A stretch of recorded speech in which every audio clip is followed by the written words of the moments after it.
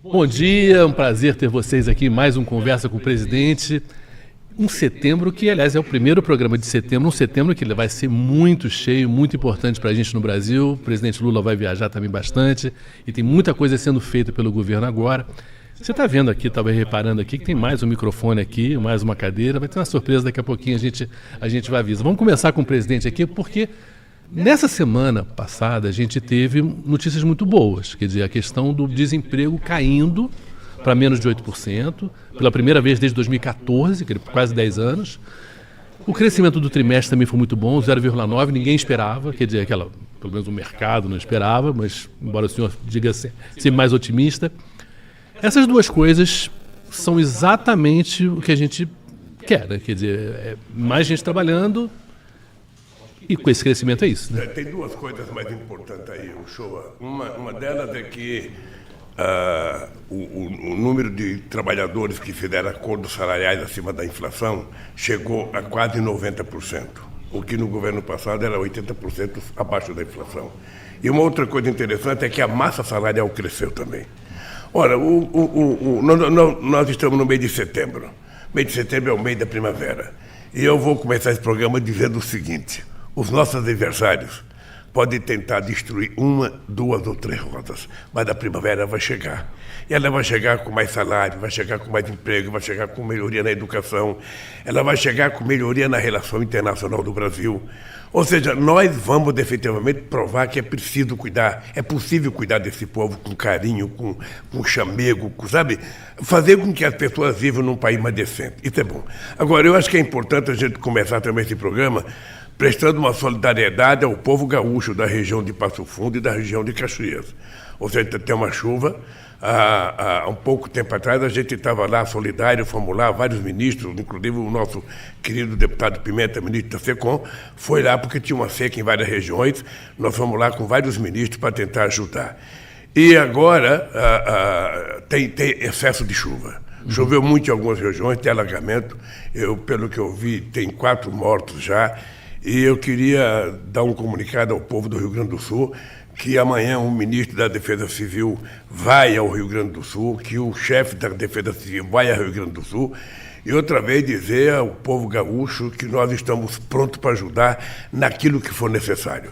Aonde tiver um problema, o governo federal estará lá para ajudar as pessoas a se salvar desses problemas. Portanto, nossa solidariedade ao povo gaúcho, peço a Deus que diminua a chuva, porque as pessoas precisam ter paz, tranquilidade e sossego para continuar vivendo bem, trabalhando e curtindo a vida como é de direito de todo mundo. E se tem um estado que está sofrendo muito com a questão do meio ambiente, do aquecimento global, é o Rio Grande do Sul, né? Porque a gente tem, nos últimos 4 anos foram 3 anos de seca, e essa é a segunda chuva horrorosa que o Rio Grande do Sul está vivendo esse ano, né? E parece que essa é pior do que a primeira, se não me engano, mas assim, é muito preocupante, mas é exatamente esses extremos, né, que a gente está vendo no planeta como um todo, e o Rio Grande do Sul está vivendo isso o tempo todo, né?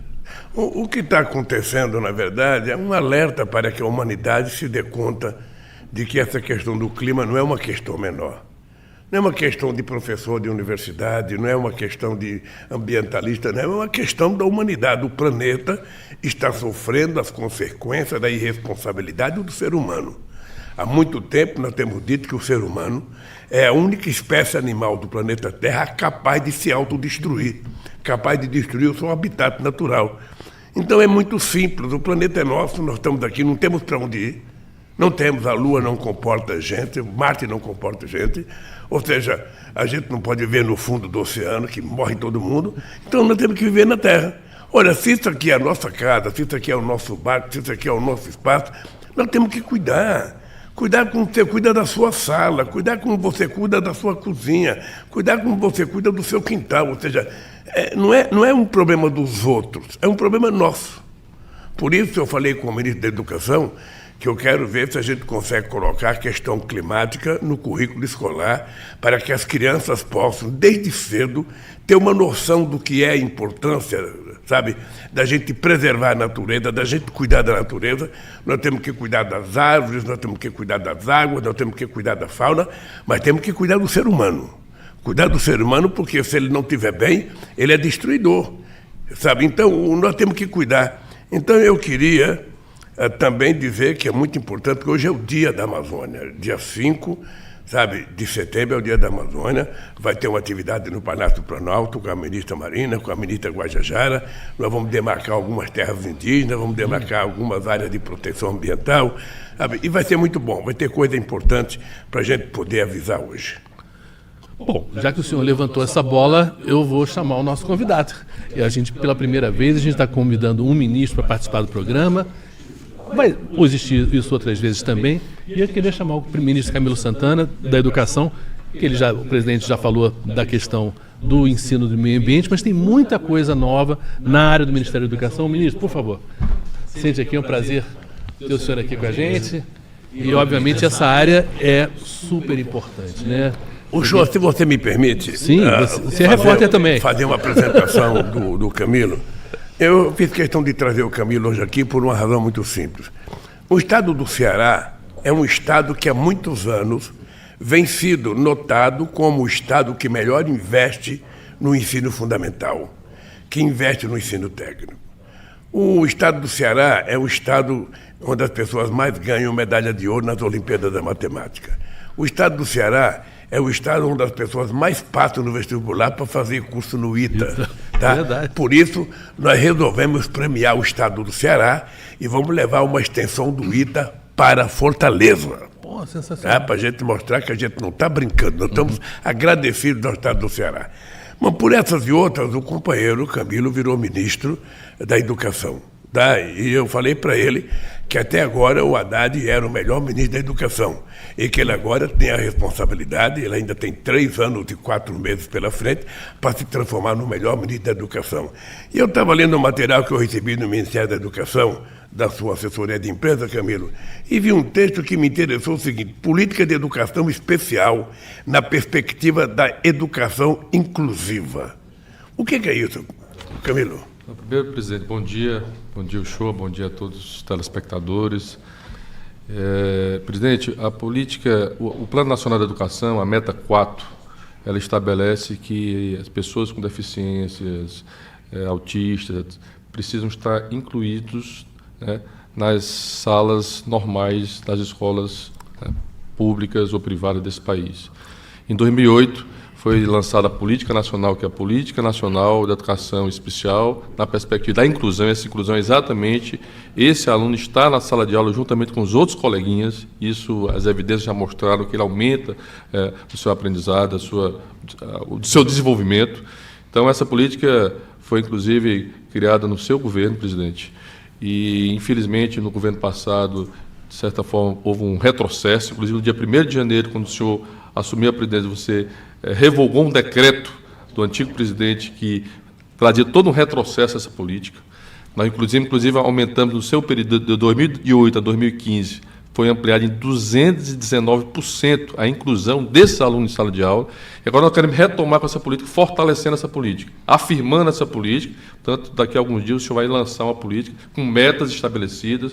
E aí tem formação de professores, metas para incluir esses alunos que inclusive estão fora da escola, para trazer para a escola, é um direito deles. Quebrar, né, o preconceito. Quebrar também o preconceito. Então, essa é uma política importante, que é olhar para as pessoas que precisam de apoio. Vai ter espaço para cuidar das pessoas com autismo? Tem cuidadores, tem salas multifuncionais com atividades especiais, materiais especiais para cada tipo de estudante e cada deficiência, cada dificuldade que ele possa ter.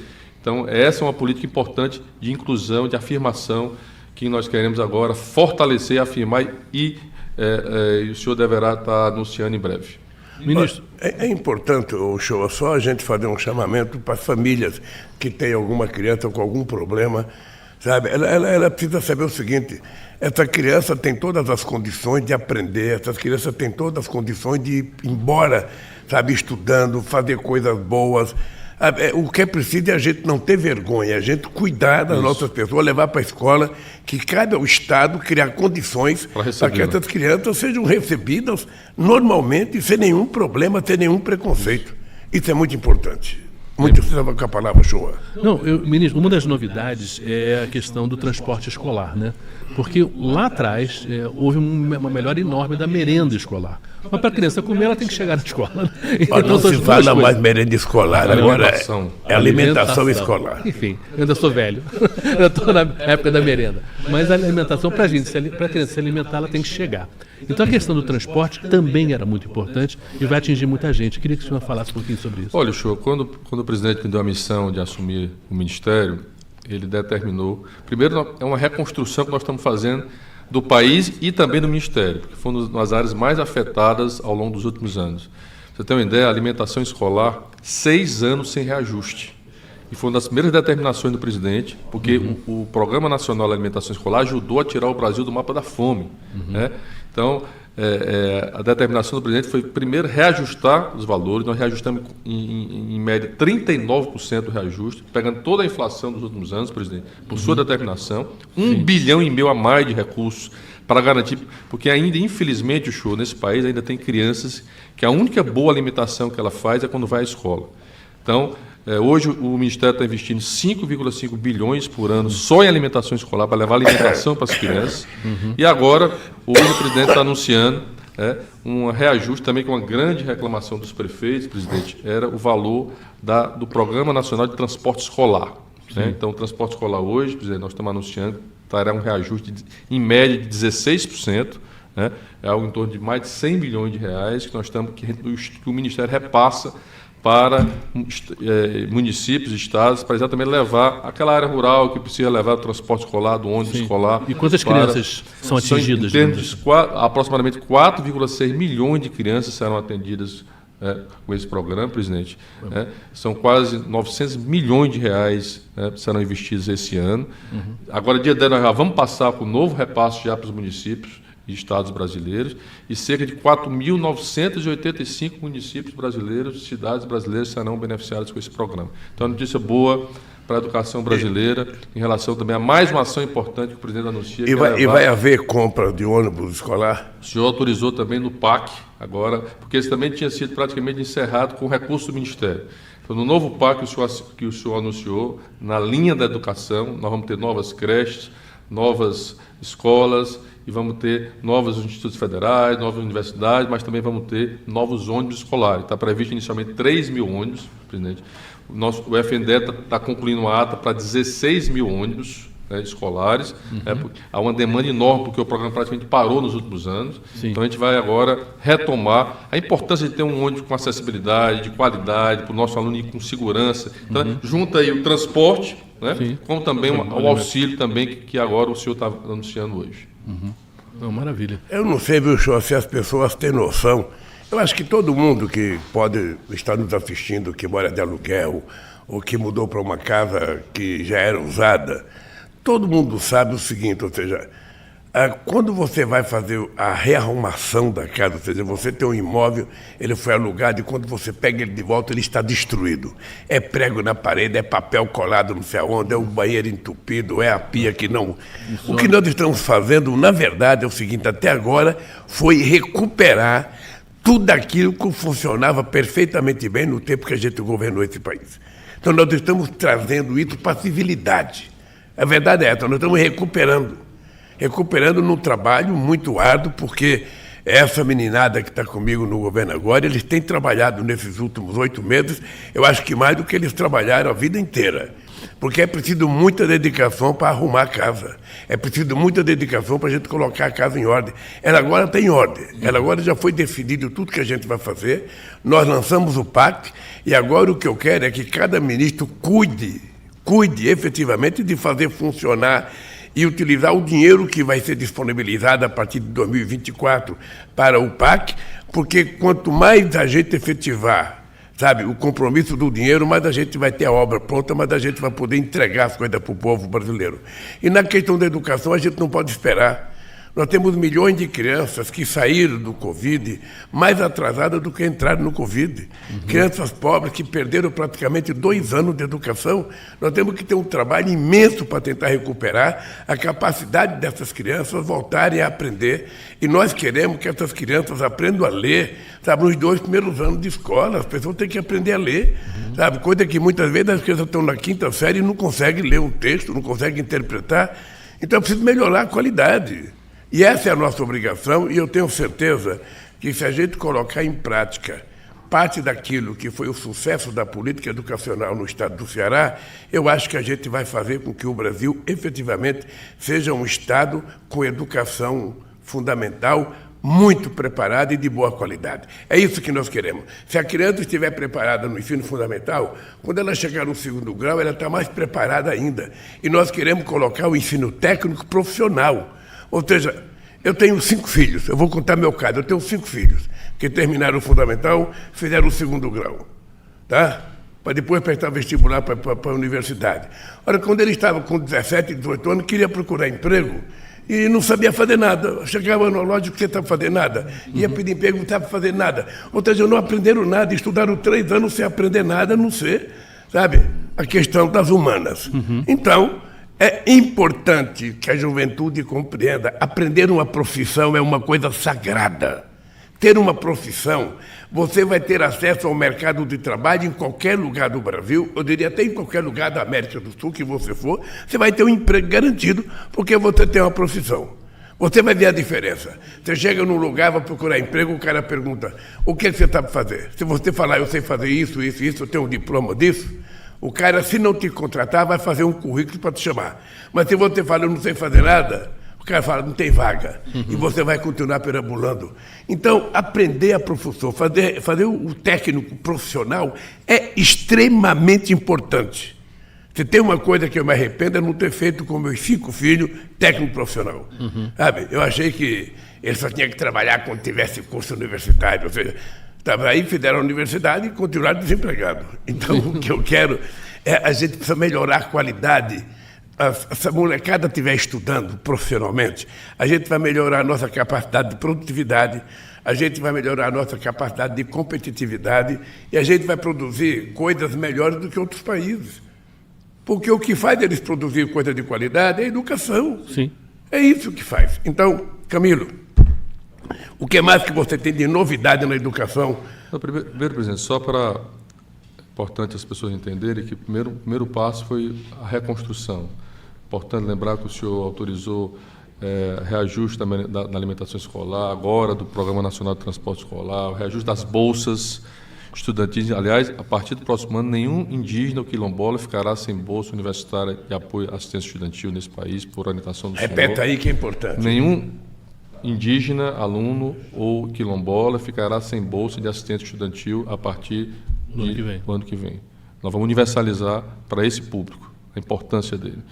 Depois o senhor aumentou o reajuste que mais de 10 anos não tinha de bolsa de mestrado, doutorado, na área da pesquisa, da ciência desse país, porque são as universidades que realizam pesquisa e ciência nesse país. Então, o senhor, as obras paralisadas, presidente, o senhor autorizou que há quase 3.600 obras, creches, escolas que estavam paralisadas nesse país pudessem ser retomadas. Mais de 2.500 já aderiram ao programa para serem retomadas agora, né? Então, fora todas o senhor está autorizando não atrasar para não paralisar. E o senhor já lançou programas novos importantes, que o senhor acabou de falar sobre a alfabetização das crianças. O senhor, 61% das crianças no Brasil não aprendem a ler e escrever na idade certa. Isso, presidente, compromete toda a evolução dos anos da educação básica. O senhor lançou o programa Compromisso Criança Alfabetizada no Brasil, que já aderiram, presidente, 100% dos estados, 97% dos municípios já aderiram ao programa, já escolhemos coordenadores estaduais, regionais, garantir que toda criança saiba ler e escrever ao final do 2º ano do ensino fundamental no Brasil. Aliás, presidente, amanhã é o Dia Mundial da Alfabetização. Portanto, parabenizar as pessoas, porque esse é um passo importante, já dizia Paulo Freire, né, a importância da alfabetização das pessoas. Vamos lançar também agora, em breve, o novo EJA, que é a alfabetização dos jovens e adultos, que é importante, é um programa também que foi desarticulado pelo governo passado. E o senhor foi o presidente que mais investiu na interiorização e na ampliação das universidades e institutos federais. O senhor falou muito bem da escola técnica. Da escola técnica, presidente, nós queremos ampliar a oportunidade do jovem hoje fazer uma capacitação profissional e técnica no ensino médio brasileiro. Esse vai ser o foco. Além da escola tempo integral, que o senhor já lançou, 100% dos estados já aderiram, 82% dos municípios já aderiram a essa política do tempo integral que nós vamos ampliar. O presidente vai investir, o senhor, 4 bilhões de reais por ano para ampliar as matrículas de tempo integral, com foco no ensino médio e no ensino profissionalizante. Porque, como o senhor disse, é importante o jovem terminar o ensino médio com a formação, com a capacitação. Camilo, eu tenho uma dúvida que eu queria que você falasse um pouquinho, porque quando a gente fala em educação, todos nós, assim, a gente lembra de uma professora, né? Em geral é mulher, né? Em geral é uma professora quando a gente é criança. E a valorização dessa professora, a melhora da qualidade do ensino dela, a formação dela, isso também é muito importante, né? Todos os programas, nós estamos hoje discutindo com as universidades a formação inicial de professores, que a qualidade dessa formação ela é avaliada pelo ENAD, e a formação está muito baixa. Então, precisamos melhorar a formação inicial dos professores e tem um programa dentro do MEC que é a formação continuada, ou seja, todo momento uma reciclagem, se reciclar e estimular que o professor possa fazer um curso de especialização, possa fazer um curso de mestrado, porque se a gente tem um bom professor, dentro de uma metodologia pedagógica boa, melhora a aprendizagem. Sim. E nós temos hoje o piso do magistério no Brasil, que foi uma grande conquista dos professores desse país, que é importante reconhecer e valorizar os nossos profissionais da educação nesse país, presidente. Uma boa professora, você pode ter uma sala de aula meio caindo aos pedaços, mas uma boa professora salva um aluno, né? Com certeza. Então, presidente, nós vamos ter aí... Você lembra de uma boa professora sua? Eu lembro, não esqueço nunca. Eu tinha a dona Terezinha, que é do tempo do Itapema, lá em Santos, do Vicente de Carvalho, hoje, que ela até queria ficar comigo quando a minha mãe convidou a gente para vir para São Paulo. É? Ela até achava que ela poderia ficar comigo. Então, a dona Terezinha e a dona Zoraide, aqui no bairro da Vila Carioca, em São Paulo, ali perto do Museu do Ipiranga, que foi minha professora no 4º ano. Então, eu tenho lembrança dela, mas também eu tenho lembrança da servente, que entrava com a régua de 1 metro na mão, e se a gente jogasse tinta, o tinteiro ficava atrás, se a gente trocasse tinta na frente, ela dava uma reguada de quina na cabeça da gente. Eu lembro que a escola tinha dentista. Sério? Eu lembro que a escola tinha dentista. O dentista passava de vez em quando para ver se as crianças, coisa que nós precisamos fazer. Ou seja, se você tiver dentista que passa nas escolas para ver, sabe, checar antes a boca das crianças, a gente vai evitar cárie, sabe? A gente vai educar eles como é que faz a saúde bucal, sabe? Então, as coisas só podem melhorar se você quiser cuidar definitivamente das pessoas. Cuidar. A palavra cuidar, para mim, vale 10 vezes mais do que a palavra governar. Governar é o cara que faz uma ponte. Está governando o quê? Agora, cuidar é cuidar das pessoas. Você tem que saber como é que anda a pessoa, como é que está a mãe, como é que está o pai, como é que está o filho, a qualidade da comida. Eu estou vendo as crianças comer aqui e me deu uma fome. Aquele macarrão que eles estão comendo... Tá bonito. Me deu uma vontade de comer. Estou quase pedindo uma banana aqui para comer junto com eles.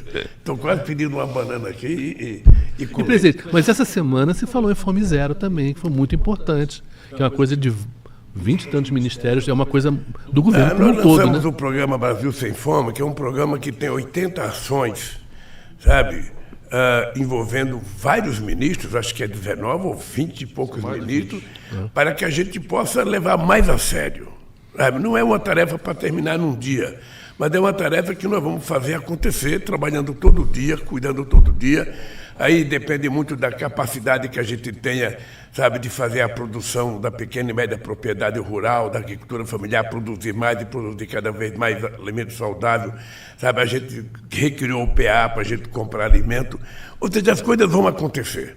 Sabe, eu tenho dito para as pessoas o seguinte, não se preocupe que a economia vai voltar a crescer. Vai voltar a crescer pelo seguinte, na medida que você percebe, sabe, que o dinheiro está sendo espraiado para as pessoas mais pobres, o dinheiro está chegando na base, o dinheiro está chegando nas pessoas que precisam. Eu fui no BNB no Nordeste com o Camilo, no anúncio do Crédito Amigo, sabe? É um negócio poderoso, envolve 2 milhões de pessoas que pegam dinheiro emprestado e que pagam apenas 3% de inadimplência. 3%. Significa que as pessoas pobres que trabalham, dona de casa, pequeno e médio empreendedor, sabe? Aquele que muitas vezes ele só tem como garantia o seu caráter. Ele só tem como garantia a sua fisionomia, o seu rosto, a sua família. Então ele não quer passar vergonha, ele paga. Quem gosta de dever são os grandão, que vivem devendo do banco para o outro, enrolando o governo. É por isso que tem quase 1 trilhão e 700 bilhões de dívida, sabe, dos ricos aí, para pagar para o governo. E quando o Haddad faz uma medida para que a gente receba esse dinheiro, sabe, eu não sei se você sabe, ou seja, o dinheiro, ele tinha uma tal de CARF, que é um negócio da Receita Federal, em que o litígio entre os devedores e a Receita, e ele se reúne quando empata. O empate é para o devedor. Pro devedor. Ou seja, o Estado sempre quebra a cara. Não. Isso mudou. Sabe, o Estado tem que ser o desempatador disso. Então, sabe, deu empate, o Estado fica, o dinheiro fica para o governo, sabe, para poder fazer política pública. No Brasil ainda tem muita gente que não está acostumado com essas coisas. Sabe, no Brasil se costuma dizer o Estado é incompetente, o Estado não tem das contas, o Estado é inoperante. Sabe, quando, na verdade, toda vez que tem uma crise no mundo, quem salva é o Estado. Sabe, foi assim na pandemia. Assim, eu vi até o Faustão esses dias fazendo elogios ao SUS. O SUS sempre foi uma coisa excepcionante nesse país, no mundo. Mas muita gente da iniciativa privada fazia questão de tentar destruir a imagem do SUS.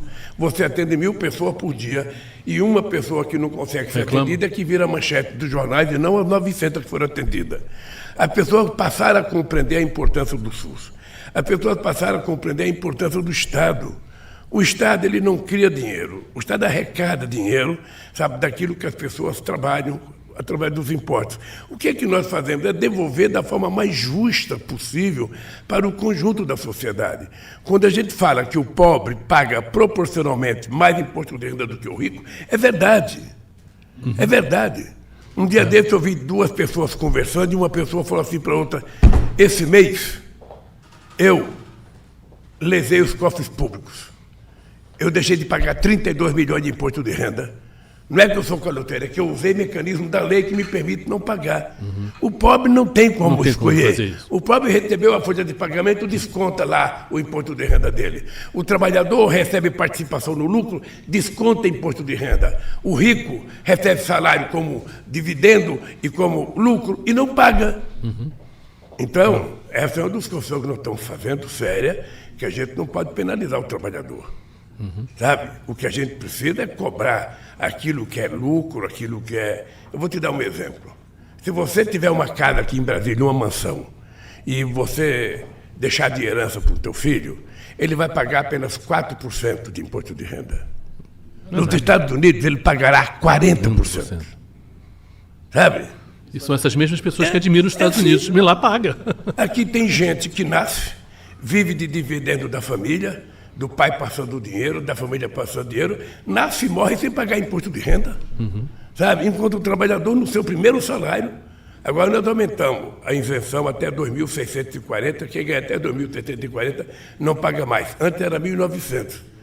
Sabe? Então, a pessoa ganhou mais do que isso, não tem choro e não tem vela, paga na fonte ali, recebeu, pagou. Então o que nós queremos é que todo mundo contribua para que todo mundo possa, sabe, estar realizado. Por isso, a educação é a coisa mais sagrada que tem. Sem educação, nenhum país do mundo vai para frente. Nenhum país do mundo se desenvolveu se antes não investir na educação. Educação, investir em ciência e tecnologia, investir em pesquisa, muita pesquisa, para que a gente possa se transformar num país autossuficiente em tudo.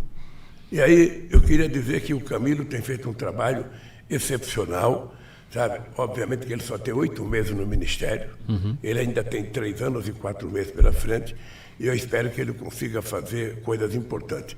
Nós vamos fazer uma faculdade da matemática no Rio de Janeiro. Nós vamos pegar as crianças que passaram nas Olimpíadas da Matemática, os chamados gênios brasileiros, vamos colocar nessa faculdade. Que o senhor criou as Olimpíadas. Vamos colocar nessa faculdade de matemática, ele vai ter lugar para morar, vai ter lugar para almoçar, lugar para jantar, lugar para dormir, e a gente vai, ao invés de ver os nossos gênios saindo para ir se formar em qualquer lugar, ele vai se formar dentro do Brasil. A gente vai fazer um esforço muito grande para deixar os nossos gênios dentro do Brasil, ajudando a produzir riqueza para esse país, descobrindo coisas novas para esse país. É isso que é importante, sabe, para o Brasil. E nós vamos conseguir. Eu tenho certeza, eu estou otimista. De vez em quando eu vejo as pessoas falar, o Lula tem sorte. Tenho sorte mesmo. Tenho sorte porque nasci filho da dona Lindu. Tenho sorte porque me criei com educação de pai, de mãe, muito forte. Devo tudo que eu sou à minha mãe. E tenho sorte porque eu brigo pra caramba. Ou seja, sorte, quem não correr atrás, o Pelé não seria o que ele é por causa da sorte. O Messi não é o que ele é por causa da sorte. Sabe? O Cristiano Ronaldo não é o que ele é por causa da sorte. Todo mundo que venceu na vida, venceu porque trabalha pra cacete. Sabe? Apenas alguns querem ganhar no mole, inventar cartão amarelo para ganhar loteria, sabe? Inventar gol, jogada falsa. Isso não vale, mas trabalhar, quem trabalha e tem um objetivo, alcança. Eu digo para todo mundo, a coisa mais exemplar é o seguinte, se eu sair de Caetés e chegar a presidente da República, por que as pessoas todas não podem vencer na vida? Podem. O que não pode é desanimar. Levanta de manhã, está tudo errado. Não sei nada, cara, para de reclamar e acredite em você. Põe a fé no seu taco e fala, eu vou vencer. Eu estou desempregado, eu vou arrumar um emprego. Não tenho emprego, corte grama, faça qualquer coisa, mas não fique na rua, para ser chamado de vagabundo. Então, eu vou levantar esse país, eu tenho certeza. Eu vou levantar, não. O povo vai se levantar. O povo vai se levantar. Quando a economia vai crescer, eu vou encontrar com a diretora do FMI agora, na Índia. Na Índia. E quando eu encontrei com ela lá em Hiroshima, eu falei, eu vou provar para vocês que o cálculo de vocês de crescimento de 1% na economia brasileira está errado. Nós vamos crescer mais do que vocês estão prevendo. E eu vou chegar agora e falar, está vendo?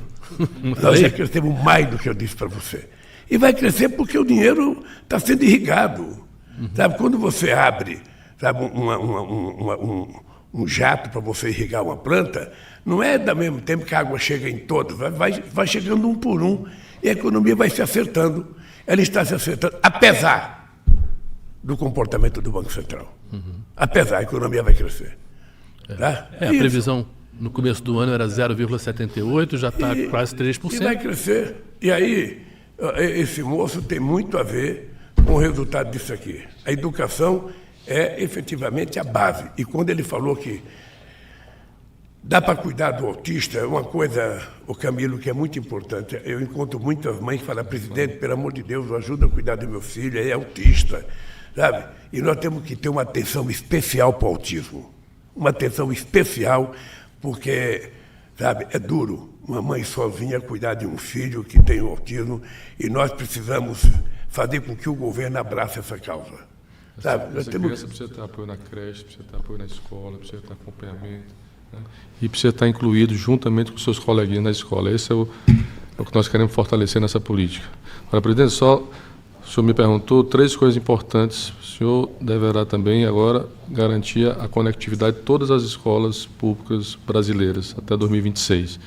Isso é um programa em parceria que já está construído, em parceria com o Ministério das Comunicações, o senhor, é garantir velocidade e banda larga para todas as escolas com fins pedagógicos, para que essa meninada também possa ter acesso à conectividade nas escolas públicas desse país.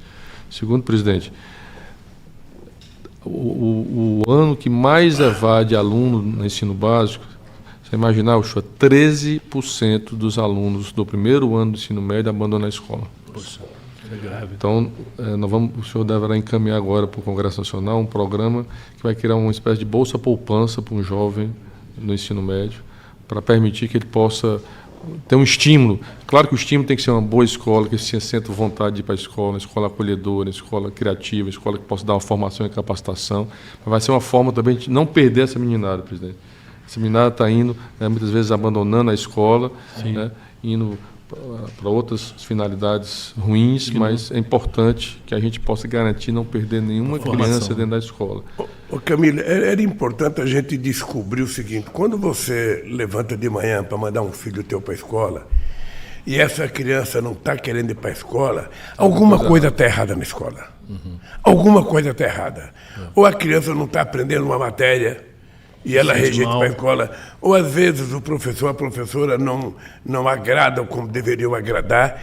Então é preciso a gente descobrir, porque quando a gente tiver a escola como um ponto de encontro das crianças brasileiras, ou seja, a molecada levanta de manhã querendo ir para a escola, a molecada quer ir domingo para a escola, a molecada quer ir de sábado para a escola. Foi assim nas Olimpíadas da Matemática. A molecada queria aprender matemática. A Sueli Druck, que é professora do INPE, ela falou assim para mim: ó, presidente, parece difícil a matemática, mas quando a criança aprende, ela não tem outra matéria que ela vai gostar mais do que a matemática. Então, o que nós precisamos é transformar a escola num lugar em que a criança se sinta bem.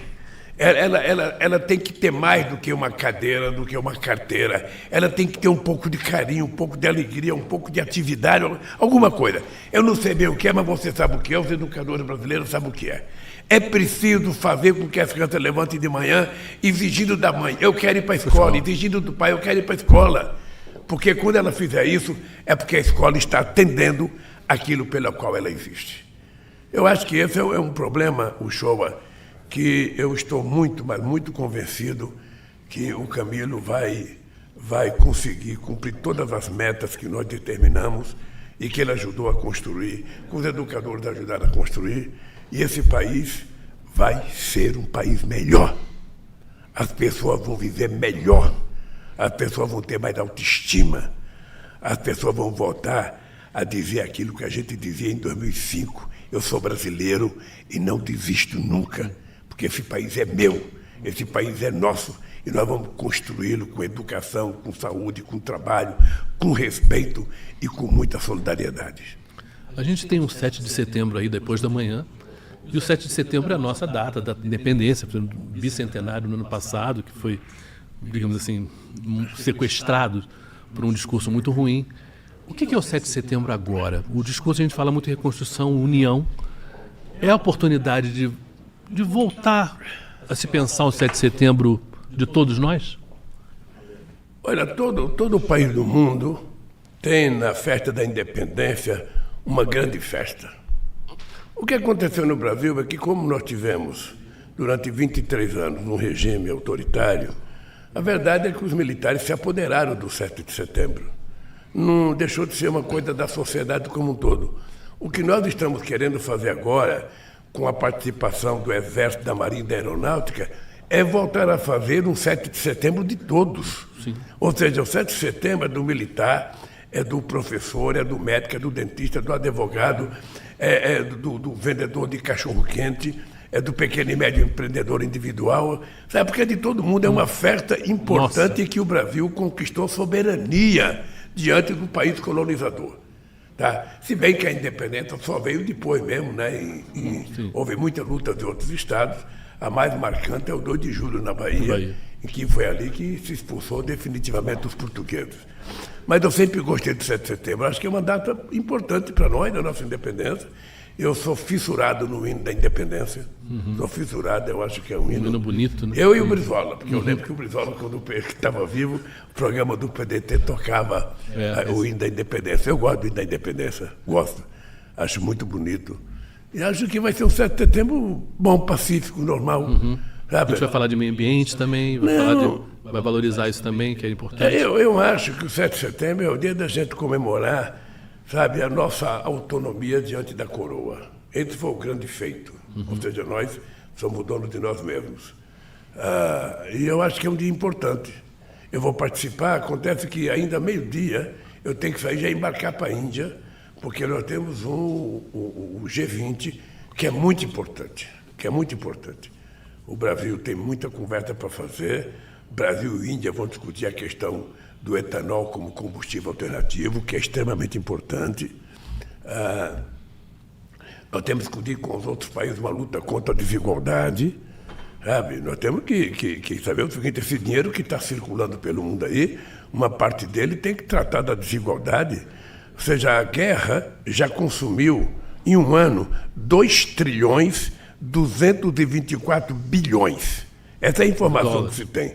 Imagina se 2 trilhões, 224 bilhões de dólares tivesse sido colocado para a saúde, tivesse sido colocado para combater a fome, tivesse sido utilizado para ajudar os países mais pobres a se desenvolver. Outro dia eu estava no debate e um jornalista me perguntou, debate não, numa entrevista, se não era utópico, eu fiz uma proposta que os países africanos devem o equivalente a quase 800 bilhões de dólares para o fundo. E esses países não vão poder pagar isso. Não tem como pagar. A dívida é muito cara. E eu então disse, se os países ricos querem ajudar os países pobres, por que não transformar essa dívida, em obras públicas de interesse de cada país? Pode ser fiscalizado pela ONU, para saber se vai fazer mesmo. Mas ao invés de pagar, faz uma ponte. Ao invés de pagar, faz uma hidrelétrica. Ao invés de pagar, faz um hospital. Ao invés de pagar, faz uma estrada, faz uma ferrovia. Mas isso não é utópico. Eu acho que o ser humano precisa de um pouco de utopia. Porque só a vida real, às vezes, é dura e é ingrata. Então, um pouco de utopia alimenta a gente a acreditar, sonhando, acreditar nas coisas que podem acontecer. Quando veio a pandemia, o Biden não teve dúvida nenhuma. Ele aumentou, a circulação de dinheiro, ele colocou 5 bilhões do Estado, 5 trilhões do Estado para fazer a economia acontecer. Aqui nós colocamos dinheiro, E na Alemanha, a Europa utilizou 700 bilhões de euros do Banco Central para fazer a economia acontecer. Por que não pode ser feito para ajudar os países africanos, os países latino-americanos? Por que tem um coração de país pequeno e pobre, na fronteira com os Estados Unidos? Por que um daquele país cresce, vira uma Holanda, vira uma Finlândia, uma Noruega, uma Dinamarca? São países pequenos. Porque não tem uma política de desenvolvimento daquele país. Então, me parece que as pessoas trabalham para as pessoas continuarem pobres. E eu tô numa idade que eu não me conformo que um cidadão nasça pobre, morre, o seu filho nasceu e continua pobre, o seu neto nasceu e continua pobre, o seu bisneto nasceu... Não é possível. Não é possível. Alguma coisa tem que acontecer para que a gente vá subindo degrau por degrau, escalando, conquistas sociais.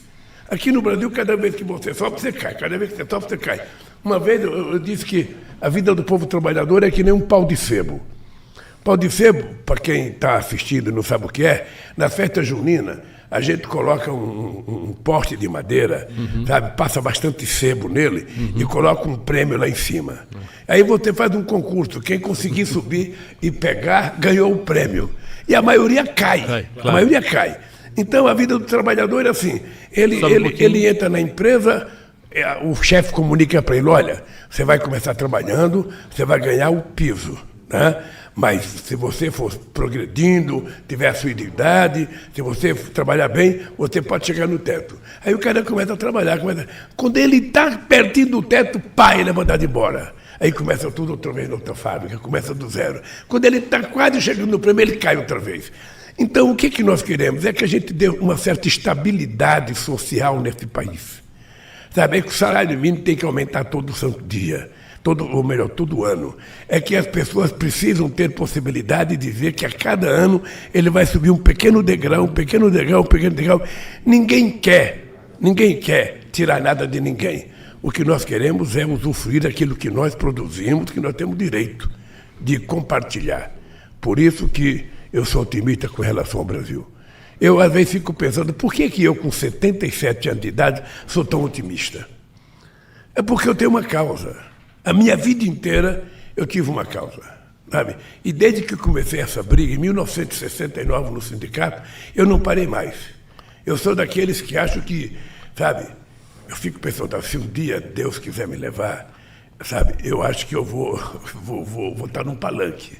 Eu vou até algum lugar falando alguma coisa, porque eu não me vejo fora disso, Então, eu acho que é assim que a gente vai melhorar o Brasil.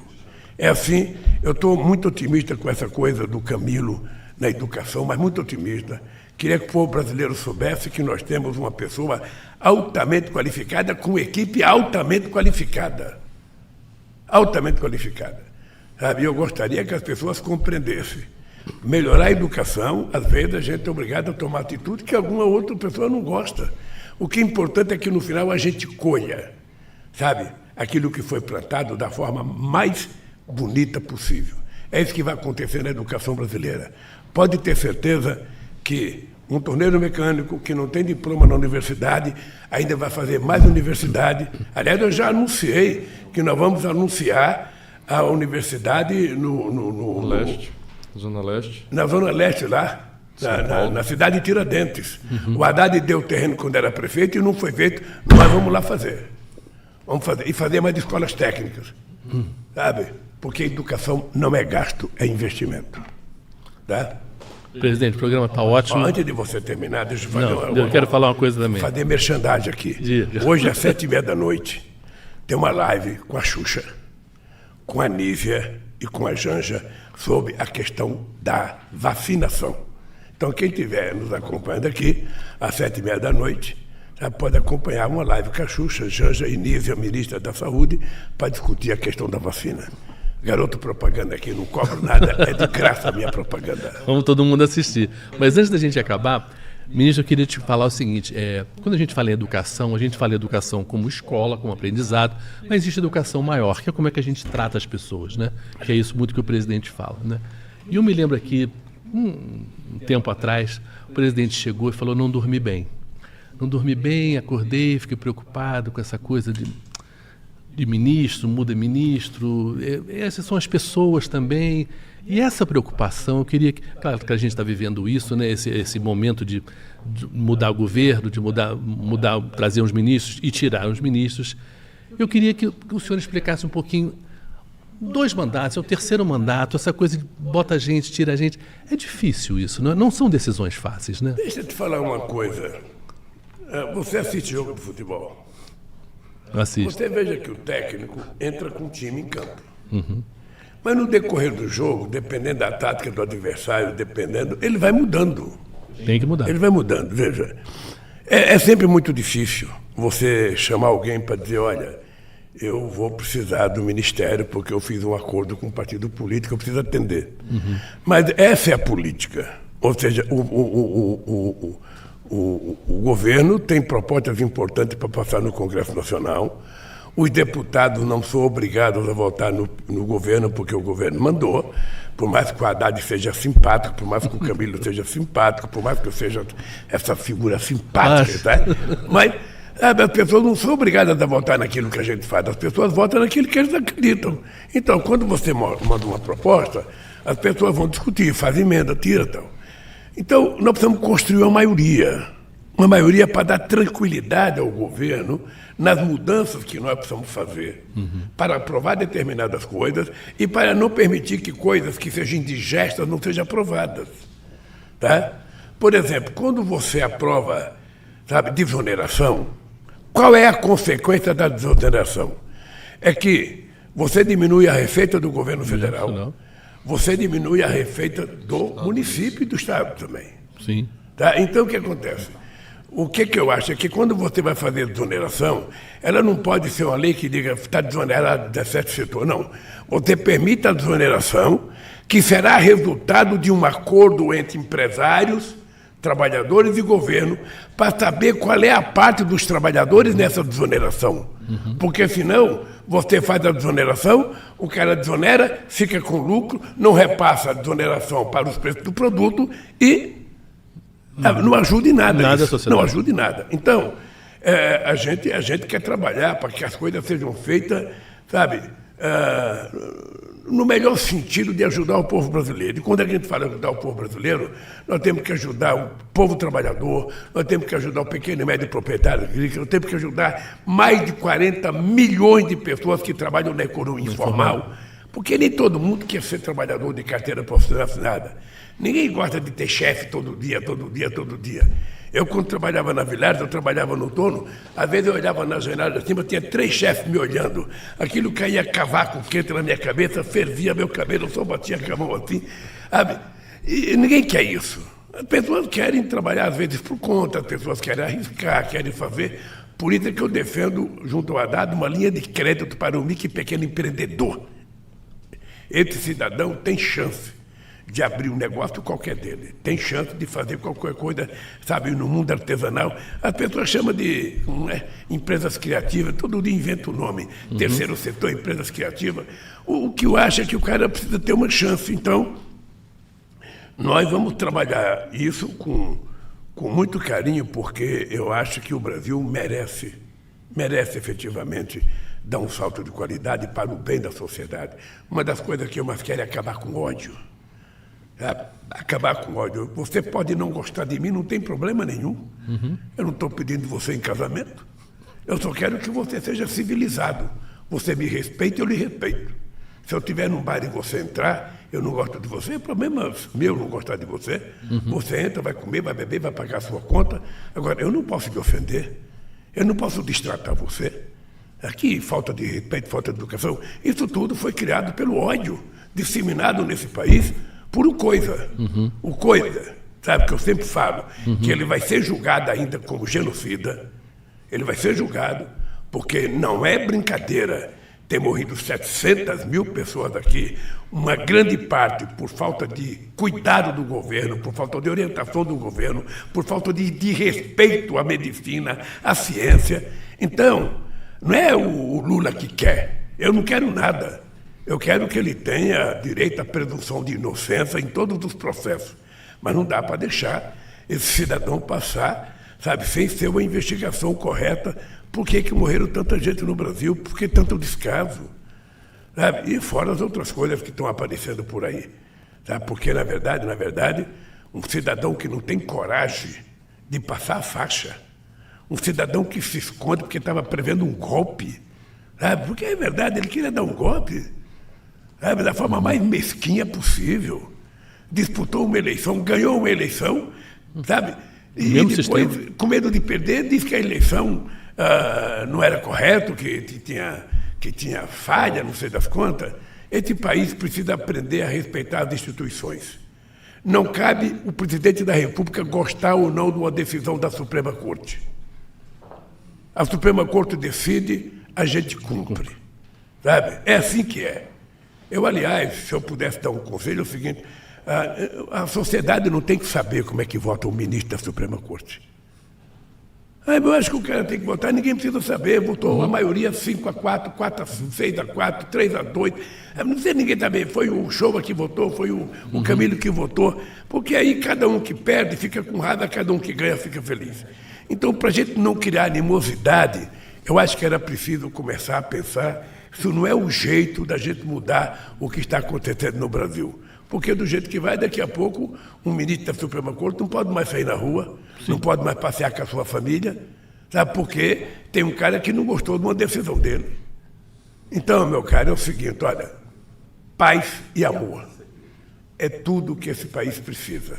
É tudo que esse país precisa. Paz, amor, emprego, um bom salário, uma casinha para morar, um carrinho para passear, um belo telefone celular, um belo computador, sabe? Uma boa escola para as crianças. Uma extraordinária educação. É isso que nós precisamos, sabe? Então, eu acho que nós vamos conseguir isso. Pode estar certo que nós vamos conseguir. Eu tenho fé em Deus que a gente vai chegar no final do mandato, sabe, batendo bumbo com as conquistas do povo brasileiro. Obrigado, presidente. Obrigado, ministro Camilo Santana, pela sua presença aí. O próximo programa já vai ser da Índia, porque o presidente viaja logo depois de 7 de setembro, tem o G20 lá no final de semana, segunda-feira. A gente, enfim, e vai ser muito bom. Vamos só explicar para o povo que o G20 é o encontro dos 20 países mais ricos do mundo. 19 mais a União Europeia, Foi criado na crise de 2008. Tá? Então, foi criado o G20, o Brasil participa. E o ano que vem, o Brasil vai sediar o G20 no Brasil, que será na cidade do Rio de Janeiro. O Brasil tem eventos importantes. Nós vamos presidir o G20 o ano que vem. Em 2025, nós vamos presidir os BRICS. E em 2025, nós vamos fazer a COP30 em Belém. São 3 mega eventos internacionais que vai dar ao Brasil uma visibilidade, sabe, diferente do que ele teve há alguns anos atrás. O Brasil volta a ser importante no planeta Terra. o Brasil volta a fazer com que o mundo respeite o Brasil pela seriedade com que a gente trata as pessoas e pela seriedade com que a gente está tratando a questão do clima. Isso faz com que o Brasil vire protagonista importante.